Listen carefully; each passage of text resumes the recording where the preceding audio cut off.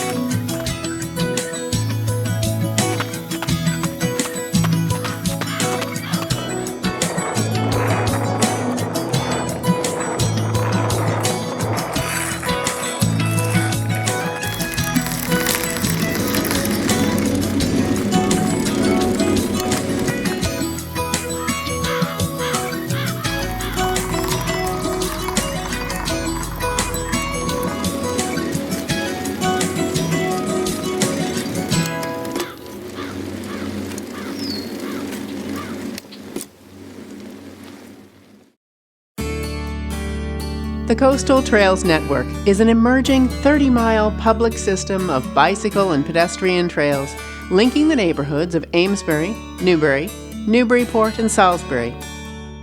With several miles currently in public ownership, the trail network has already begun to offer residents and visitors a healthy, alternative means of exercising, shopping, commuting, or simply enjoying the region's abundant natural, historic, and cultural resources.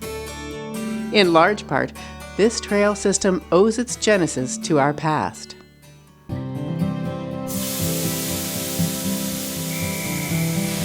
The influence of the railroad cannot be overestimated. In the 1840s, locomotion surpassed clipper ships as our region's main economic vehicle.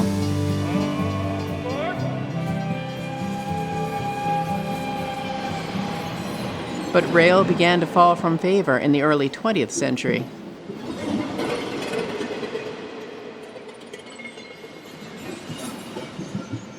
By the 1970s, rail's influence had pretty much vanished from these parts, leaving behind a network of abandoned corridors crisscrossing our communities.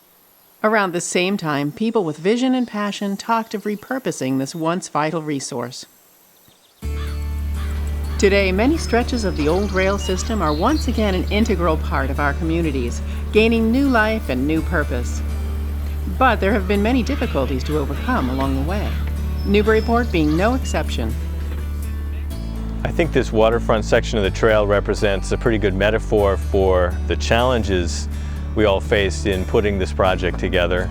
There's multiple obstacles, physical obstacles, financial obstacles, organizational obstacles we had to overcome. About 10 years ago, some people wondered whether it was even possible to do this. For instance, over here, there's a private condominium association and public access was cut off along the waterfront. So we ended up building a boardwalk with the cooperation of the condominiums. Over here we had a railroad embankment that cut off public access along the shoreline, going to this old rail bridge here. And so we ended up taking down a lot of stone and excavating out this section. And then over here we had a highway bridge and an underpass that was full of trash. And so we built a new underpass and worked with the state to repaint the bridge. So many people had to come together to make this project happen, and there became a great passion at all different levels from the citizens and from state officials and others that we could make this a really great public space with the public artwork, the sculpture, with the boardwalk, with the planters, the plantings.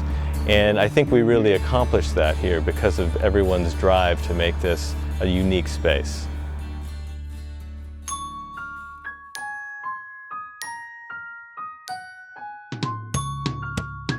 The Newburyport section of the trail is dotted with public art installations that greet people along the way.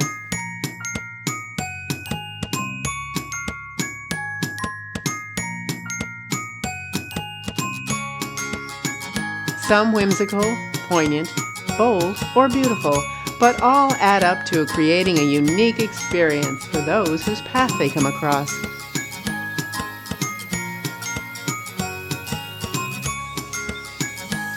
Some works have been donated by the artists, while others were existing works purchased by the city. Still, some were commissioned specifically for the trail.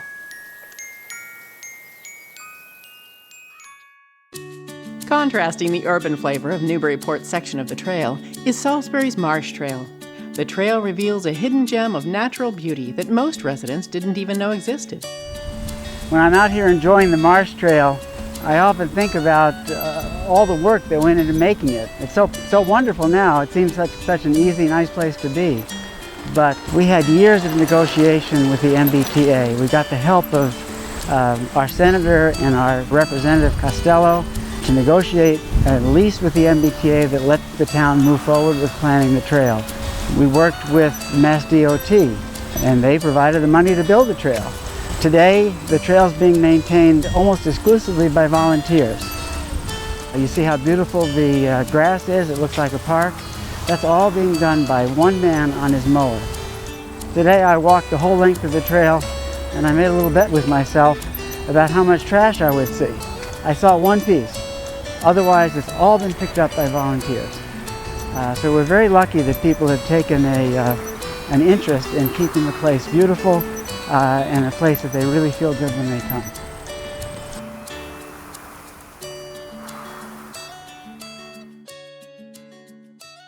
Through the woodlands of western Salisbury is a 1.8-mile stretch called the Ghost Trail. The trail gets its name from trains that carried wooden carriages manufactured in Amesbury. The protective white coverings gave them a ghostly look. By rail, they made their way through Salisbury and to the rest of the country. The Salisbury Ghost Trail has been a great project. It is something that we enjoy working on in our office. It is a connector. It has connected individuals to the community through the creation of the trail itself. It connects neighborhoods for people walking back and forth to riding their bikes to friends' houses, and it truly connects Salisbury to the surrounding communities. When connected, Amesbury should be able to enjoy some of the benefits experienced in neighboring communities.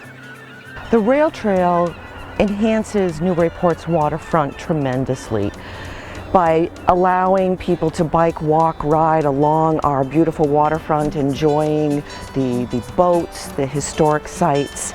It's truly a tremendous asset to our city. With so much progress made individually in each community, CTC, MassDOT, and their partners have rolled up their sleeves and begun the task of forging the connections needed to make a continuous coastal trail network a reality.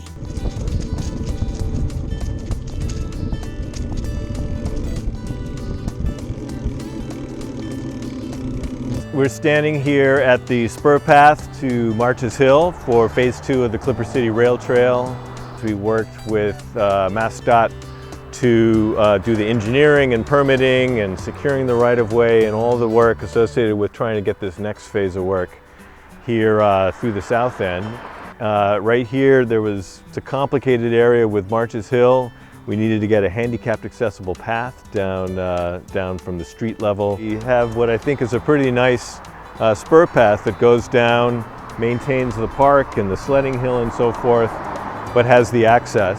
And then the trail goes out through the woods back here behind the park to Parker Street in the town of Newbury. We're working right now with the town and then farther down to try to start filling the gaps in the rail trail down there. And heading north over here, the trail continues right through the south end neighborhoods and gets down following the old Newburyport Railroad right down to the waterfront. The rail trail has connected 4 of our major parks here in Newburyport, along with many other public spaces. The interface here at Joppa Park is a perfect example. Joppa Park is a highly utilized but small park here in Newburyport with gorgeous views of the water and a popular boat ramp for kayakers, other small craft, dog walkers, waders. The rail trail has connected the north end with the central waterfront and now the south end and Joppa Park, which means better public access to this wonderful special waterfront park. While access to our waterfront is a main objective in many communities, waterways can present great challenges for our trail connections.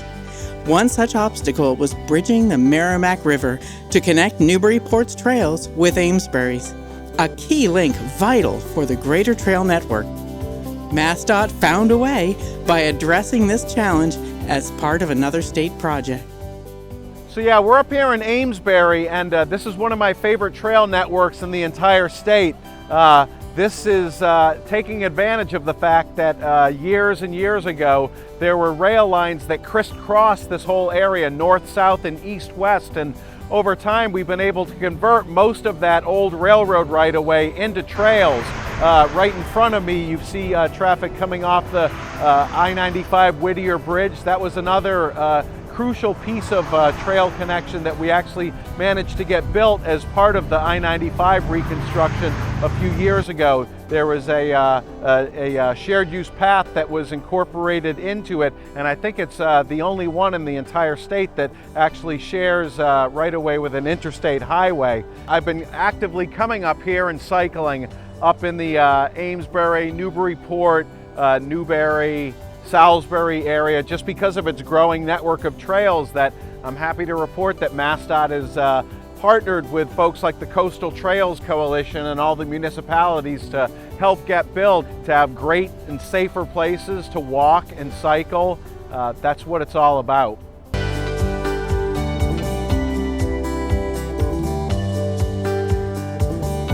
Hello, my name is Jeff Shrimpton. I'm the Cultural Resources Supervisor for the Massachusetts Department of Transportation.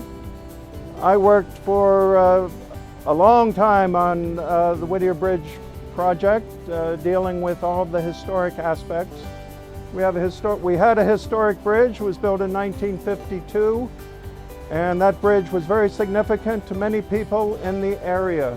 So we knew we had to mitigate it. One of the most important parts of that mitigation was to develop a series of interpretive panels that were installed along the new Garrison bike trail. I'm standing now at the historic Chain Bridge filling station trailhead, and here we've got a small plaza that includes many artifacts from the bridge. One of those artifacts is a state seal carved out of granite that was one of 4 that was on the abutments to the original Whittier Bridge.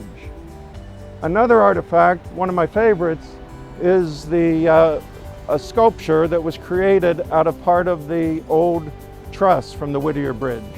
As you can see behind me, there are stairs that are leading down from the bridge, from the bike path on the bridge, and those allow people crossing the bridge to come down and enjoy the artifacts, the interpretive panels, and this rest area.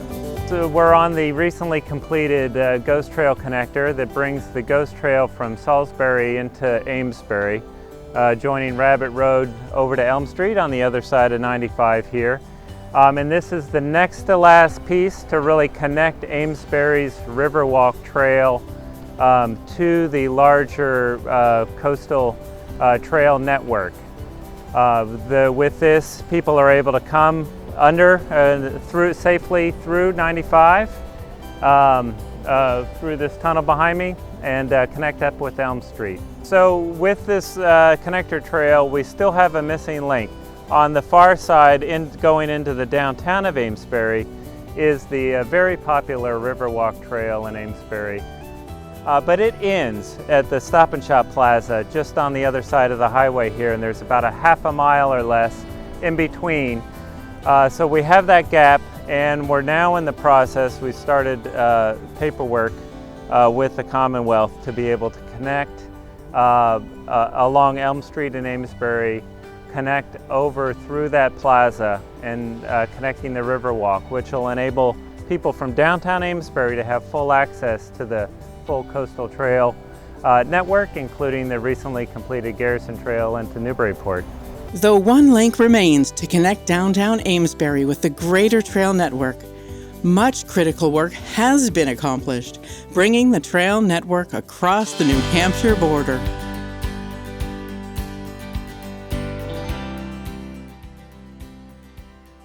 When we built the Marsh Trail in Salisbury, everybody was just overjoyed. But it created a problem because so many people were coming to the trail from Newburyport and Rings Island, and they had to cross Route 1 through heavy traffic. So we really had a wonderful new trail, but a big safety problem. And fortunately, Mass Highway recognized the problem and worked with us to design and build this wonderful pathway under the Gillis Bridge. It gives people a safe way to travel from one place to the other, and we've also created a pocket park with beautiful scenes of Salisbury, a picnic table, and some sculptures. So come see it.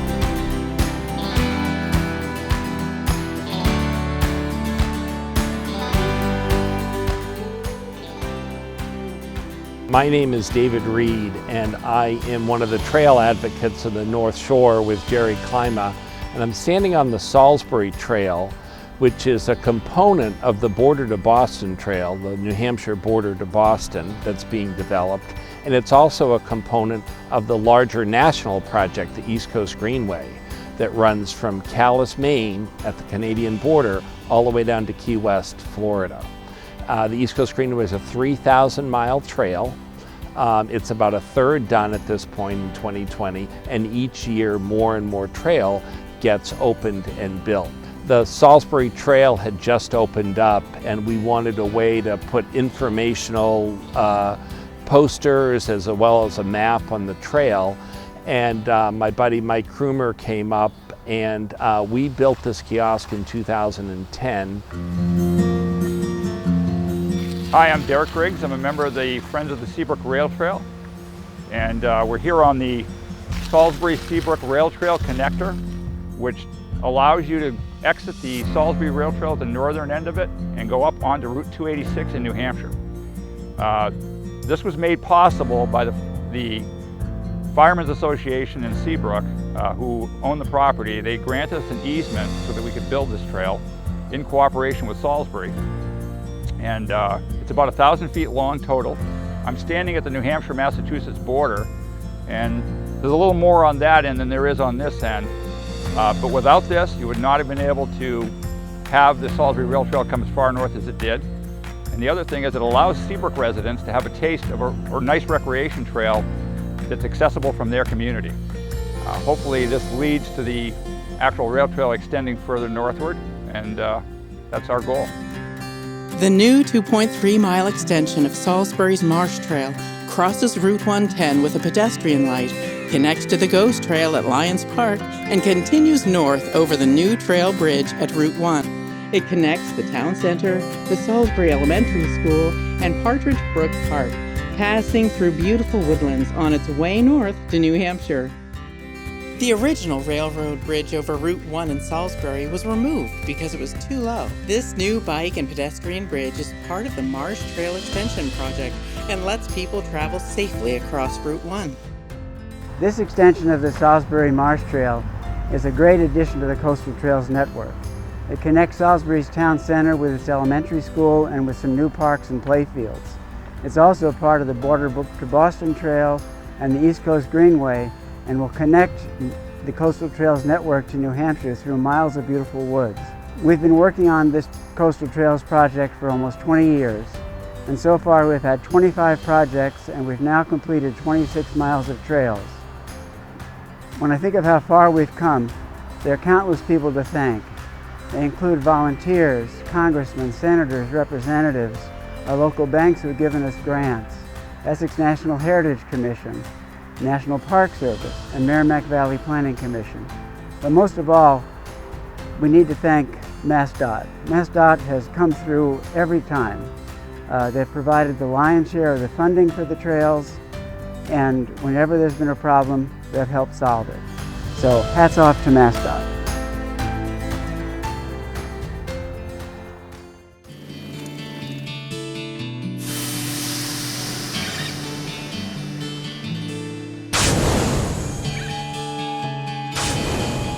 Sometimes we forget our past, but these trails were originally forged for a different purpose, with back-breaking labor by men in a distant time whose names we may never know.